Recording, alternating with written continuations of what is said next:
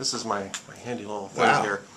Herman Cain just came off the stage here at the SRLC, and I think the best received speech of the day. I think thank you. Mike Pence had a really good speech earlier today. I think that you got the people out of the seats and cheering, and that is, I've seen you speak now, I think 3 times in person. That is a special gift that you have. Well, thank you. And, thank you. And you're certainly deploying it in a good cause. Can you talk a little bit about the SRLC? What I've seen you at before were events that were Americans for Prosperity events, sort of activist events. This is more of an establishment event. And I got to be honest with you, the level of enthusiasm was every bit as high with these Republican activists, Republican establishment people. I was surprised. That was a surprise to me.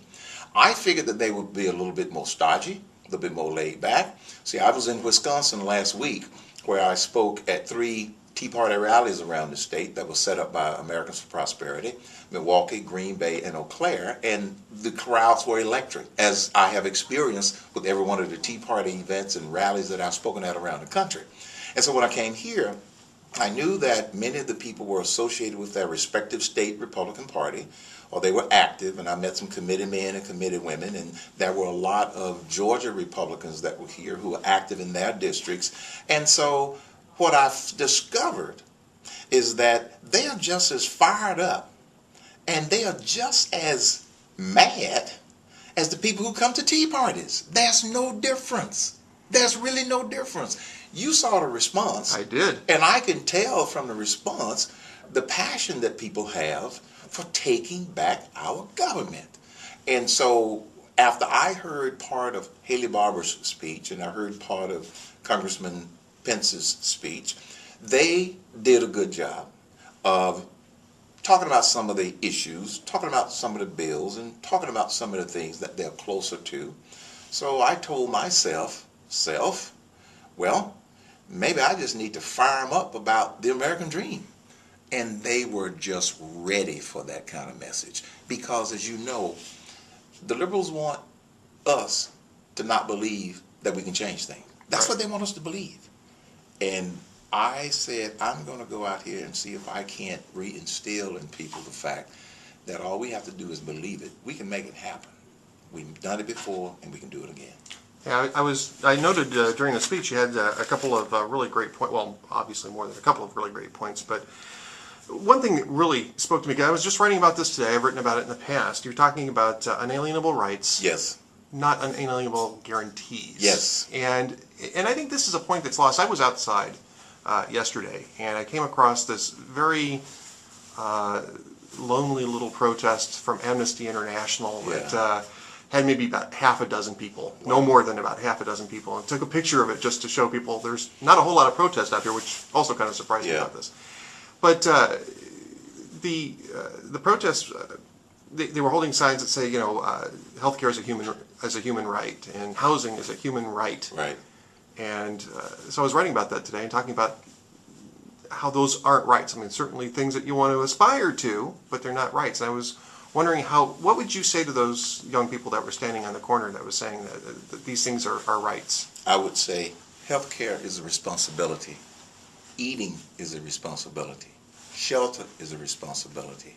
And if you earn what you need to provide those things, then yes, you have a right to pursue shelter, health care, and those things. Those are responsibilities that you have. They are not rights. Our rights are life, liberty, and the pursuit of happiness, as explained in as delineated in the Declaration of Independence. And so I would challenge them with, is eating a right?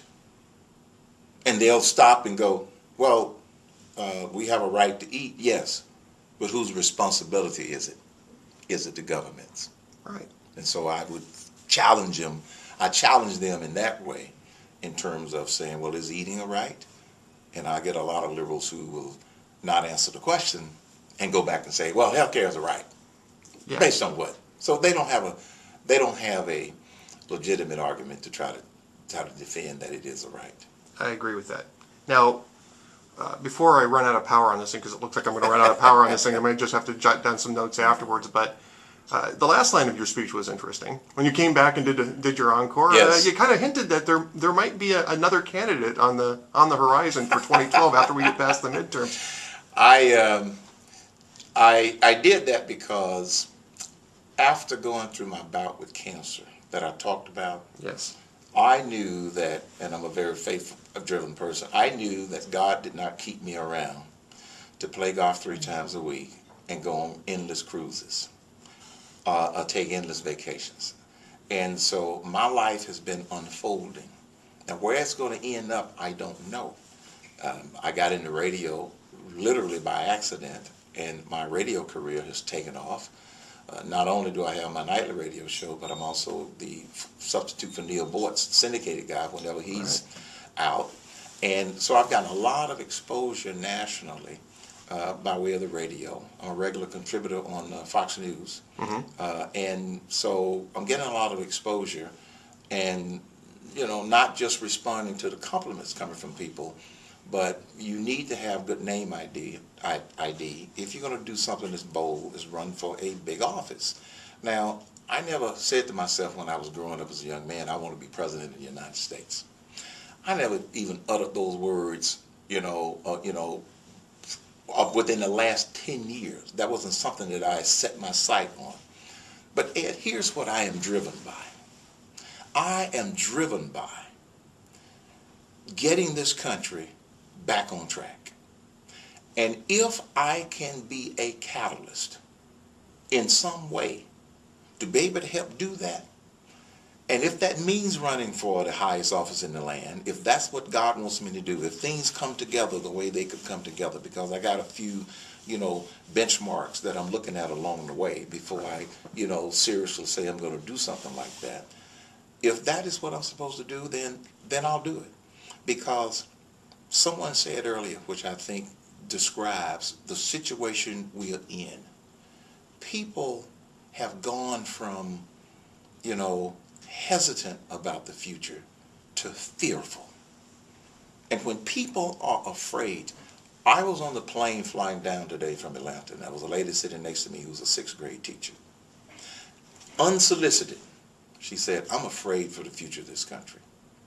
There was a guy who was one of my doctors before I was diagnosed with cancer, sitting 2 rows back, who we spoke once we got out, and he said, Herman, I'm afraid for the future of this country. It's turned into fear. And I'm not the type of person who can just sit back and not use all of my God-given abilities to try to do something about it. And so that's why I threw out that little hint, because I honestly don't know. I honestly don't know for sure, but I'm not ruling it out.